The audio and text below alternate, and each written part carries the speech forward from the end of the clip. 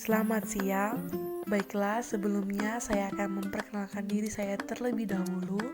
Nama saya Jessica Gloria Mangundap, NIM 1922141166. Di sini saya akan memaparkan materi Grow Mindset. Selamat menyaksikan. Baiklah, kita akan langsung masuk ke materi yang pertama. Sebelumnya, kita akan mempelajari apa itu Grow Mindset. Berdasarkan temuan penelitian, Carol Dweck adalah orang yang meyakini bahwa bakat mereka dapat dikembangkan atau melalui kerja keras, strategi yang baik, dan masukan dari orang lain.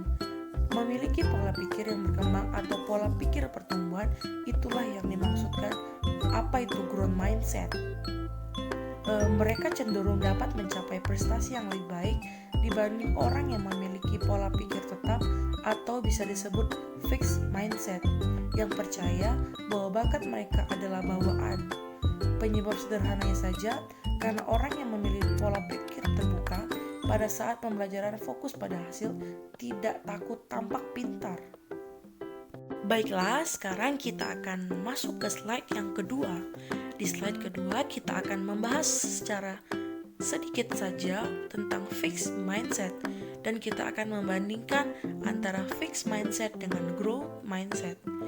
Untuk fixed mindset sendiri, dalam bahasa Indonesia kita sebut sebagai pola pikir tetap. Orang dengan pola pikir tetap memandang bakat atau talenta sebagai kualitas yang dimiliki atau dimiliki seseorang.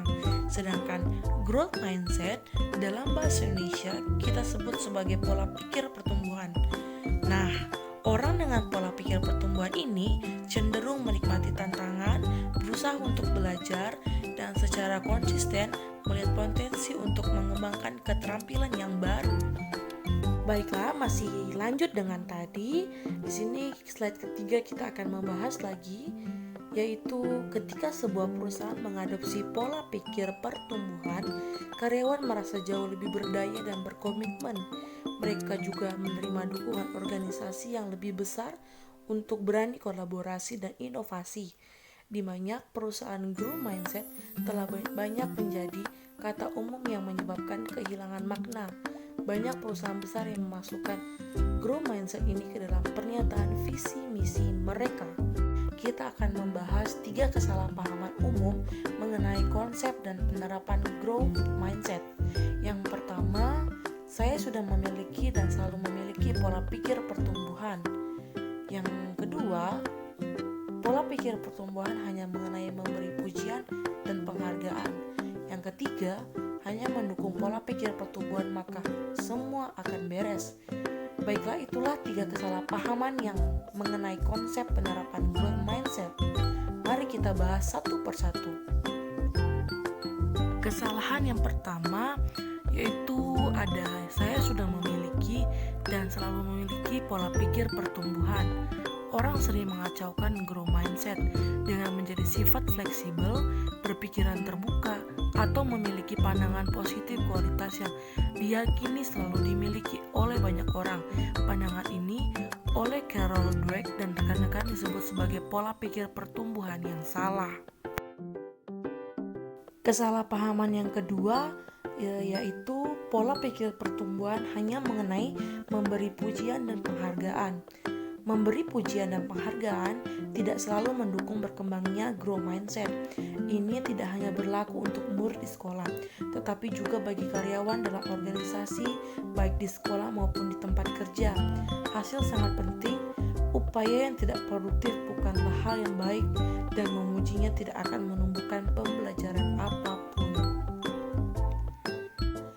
Kesalahpahaman yang ketiga, hanya mendukung pola pikir pertumbuhan, maka semua akan beres.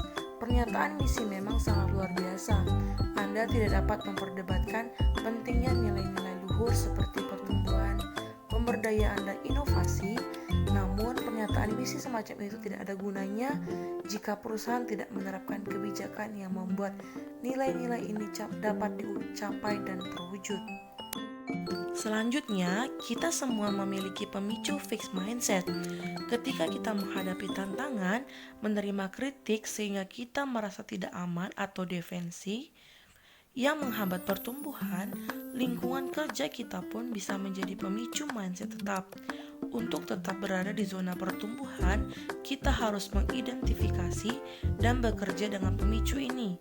Yang paling penting, dari waktu ke waktu, belajar untuk membujuk dirinya sendiri agar berkolaborasi saat mengejar tujuan yang menantang.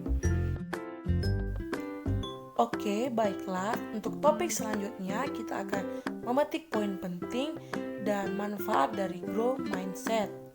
Yang pertama, kita harus memiliki pola pikir pertumbuhan. Kenapa? Karena sejauh ini temuan menunjukkan bahwa setidaknya perusahaan dengan pola pikir pertumbuhan memiliki karyawan yang lebih bahagia dan budaya pengambilan risiko yang lebih inovatif.